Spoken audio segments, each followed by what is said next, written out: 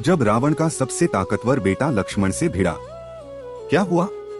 कहानी अतिकाय का लक्ष्मण को ललकारना। कुंभकर्ण की वीरगति के बाद स्वर्णमयी लंका का वातावरण शोक में डूब गया था। रावण का दरबार मौन था, मानो किसी ने विजय के नगाड़े चुप करा दिए हों। परंतु इस शोक की अग्नि जल्द ही क्रोध की ज्वाला में बदलने लगी। रावण के मन में प्रतिशोध की लहरें उठ रही थीं, और तभी उसके दरबार में उसके पराक्रमी पुत्र अतिकाय ने आगे बढ़कर अपनी प्रतिज्ञा सुनाई। पिताश्री, जैसे आप महाबली कुंभकर्ण के वियोग से तड़प रहे हैं, वैसे ही आज मैं भी लक्ष्मण को रणभूमि में परास्त कर श्री राम के पक्ष को उसी पीड़ा का स्वाद चखाऊंगा। उसके प्राण हरकर मैं आपके चरणों में विजय का यह उपहार अर्पित करूंगा। उसकी आंखों में ज्वाला थी, शब्दों में गर्व और स्वर में तूफान। अतिकाय ने अपने पराक्रम का गर्वपूर्वक उल्लेख किया। मुझे स्वयं ब्रह्मा का वरदान प्राप्त है। मेरा कवच अभेद्य है, जिसे कोई न भेद सके।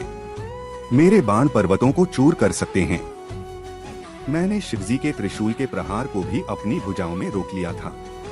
लक्ष्मण, आज तेरा अंत निश्चित है। उसकी यह चुनौती वानर सेना तक पहुंची। लक्ष्मण, जो अपने संयम और वीरता के लिए प्रसिद्ध थे, मुस्कुराते हुए बोले, अतिकाय, तेरी बातें सुनकर मुझे हंसी आती है। तेरी आंखों में मैं केवल काल की छाया देख रहा हूँ। तेरे बाण आज मुझे रोक नहीं पाएंगे, बल्कि तेरे ही विनाश का कारण बनेंगे। युद्धभूमि पर दोनों महाबली आमने सामने आए।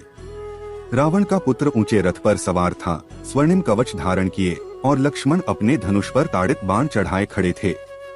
रणभूमि में नगाड़ों की गड़गड़ाहट, शंखनाद और सैनिकों के घोष गूंज उठे। अतिकाय ने पहली ही चोट में आकाश को ढक देने वाला बाण छोड़ा। वह बाण जैसे बिजली की गर्जना के साथ वानर सेना की ओर बढ़ा, परंतु लक्ष्मण ने अपनी अद्वितीय गति से उसे आकाश में ही काट गिराया।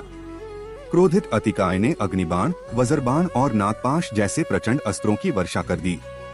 उसके हर प्रहार में अद्भुत बल था। धरती कांप उठी, वृक्ष चूर हो गए और वानर सेना तितर-बितर होने लगी। किंतु लक्ष्मण की चपलता, सटीक निशाना और अद्वितीय युद्धकला ने प्रत्येक वार को निष्फल कर दिया।